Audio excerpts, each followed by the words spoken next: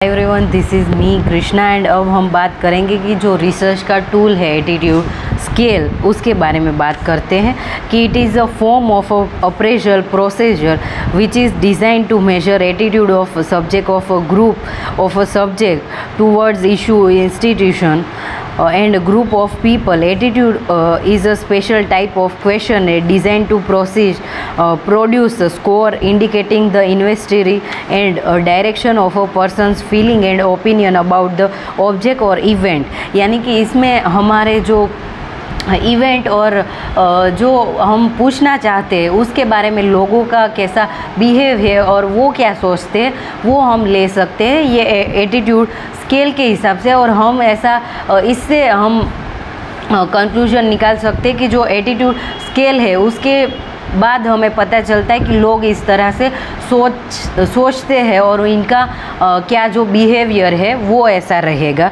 तो ये जो एटीट्यूड स्केल है is defined in many way but all definition conclude it's establish way of thinking और feeling reflected in a person's behaviour towards other. यानी कि जो एटीट्यूड है उसकी बहुत सारी डेफिनेशन हो सकती है बट जो ये क्वेश्चन है उसमें हमें यही लेना है कि जो दूसरे पर्सन की फीलिंग्स है वो और उनका बिहेवियर क्या है और अदर लोगों के बारे में ओपिनियन क्या है, तो ये सारी चीज़ें इसमें आएगी। ठीक है, तो इसमें जो मोस्ट इम्पोर्टेंट टाइप है एटीट्यूड स्केल में उसमें लिकर्ट स्केल है। उसमें हम स्ट्रॉन्गली अग्री नीदर डिसअग्री और स्ट्रॉन्गली डिसअग्री। तो ये लिकर्ट वाला जो स्केल है वो काफ़ी पॉपुलर है और मेरा जो एमएड में रिसर्च था उसमें भी मैंने लिकर्ट स्केल यूज़ किया था। तो it is a psychometric response scale primarily use in questionnaire to obtain participants preference in terms of degree of agreement of statement to set the statement. यानी कि हमें कोई भी जो लोग हैं उनको हमें ये देना है और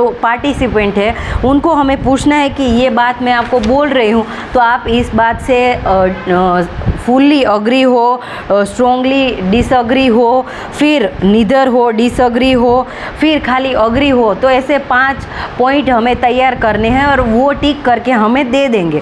फिर इसके बाद आता है Guttmann scale. It is based on idea that item can be arranged along the continuous in such way that a person who agree with in an item and feel its time acceptable will also agree with the field finds acceptable all the items। तो इसमें क्या रहेगा कि ये जो scale है वो present करता है नंबर्स और आइटम्स, जैसे यस और नो इसमें खाली इतना ही रखना है। तो ये गटमैन स्केल है।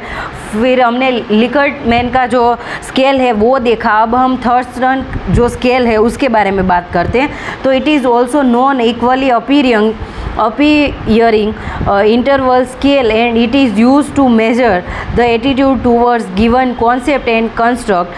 For this year a large number of statements are collected that relate to the construct in consideration। तो ये सारी चीज़ें आएंगी थर्स्टन में। अब हम देखेंगे semantical differential scale। This method requires respondent to choose in the questionnaire between two opposite position using qualify to bring gap between them।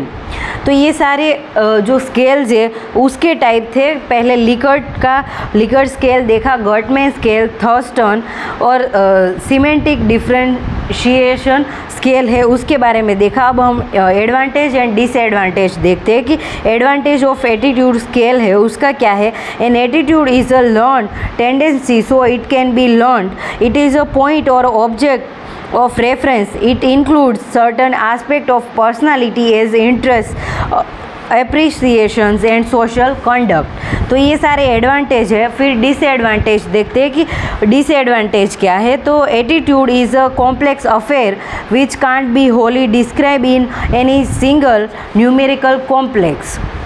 Attitude is subject to change. Students sometimes give vague response to the item on an attitude scale. It is not always and in all the cases not possible to get real attitude of student।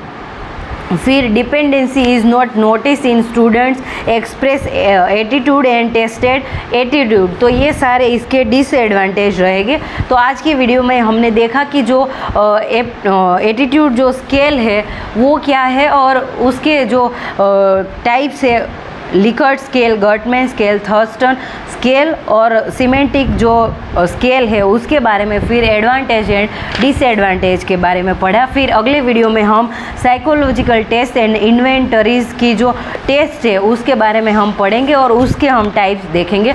तो I will end this video here. Bye everyone, thank you so much and happy learning people.